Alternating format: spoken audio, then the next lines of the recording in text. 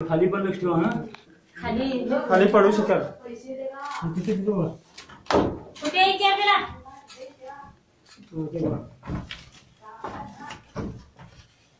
मला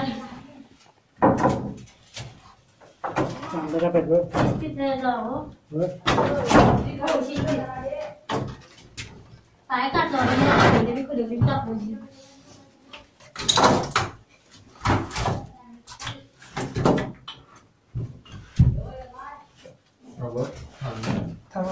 थांबा काय म्हणला, थांबा तुम्ही कशी थांबा.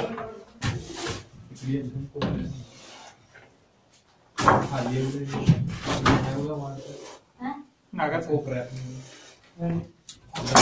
सांभाळ ना आनंद.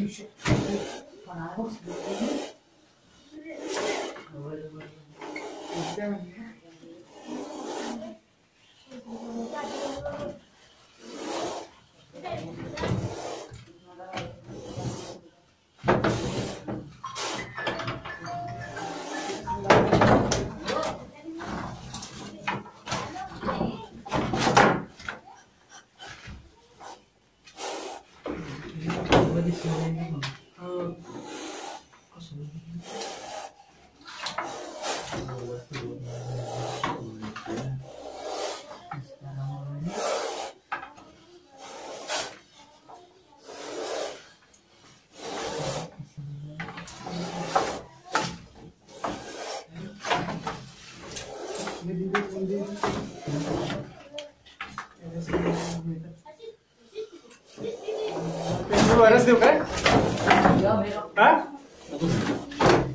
बारीक होत आहे.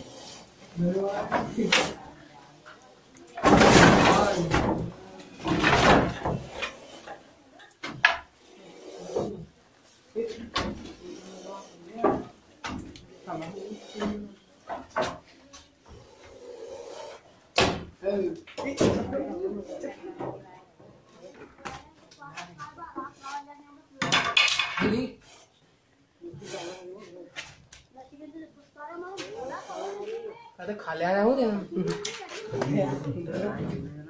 खाल्या नाही होते. तुमची बॅटरी वरती तरी बघ होती. राहू दे राहू दे.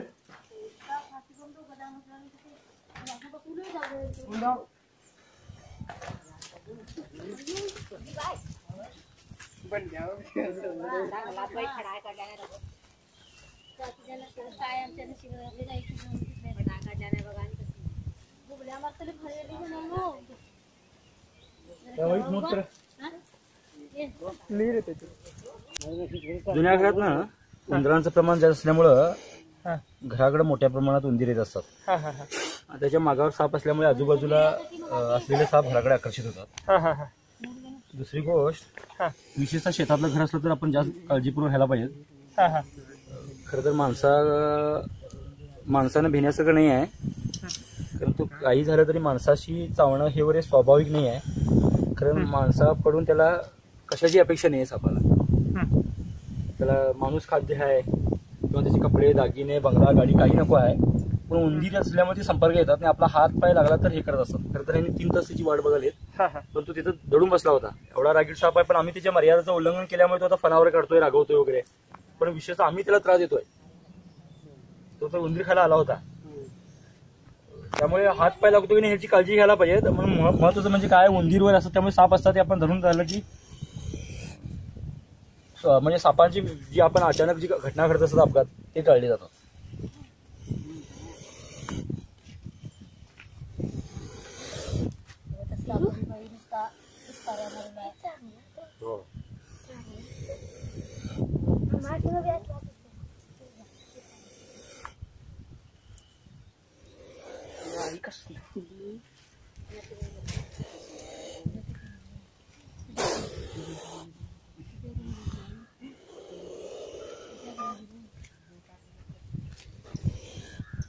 एकदम रागीट सापामध्ये असे साप असतात, त्यामुळे तिला वरून हाताळायचं पण कठीण जात होता.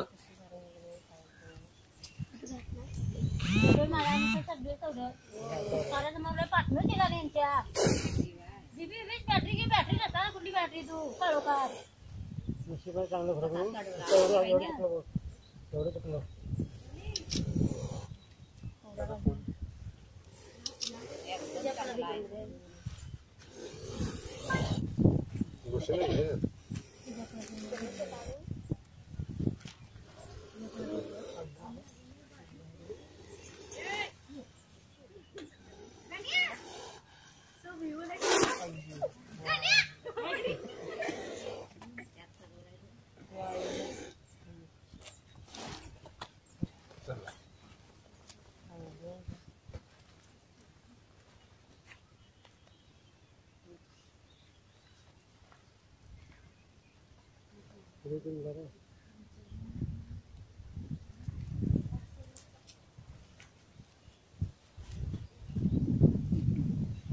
दादा आपलं नाव?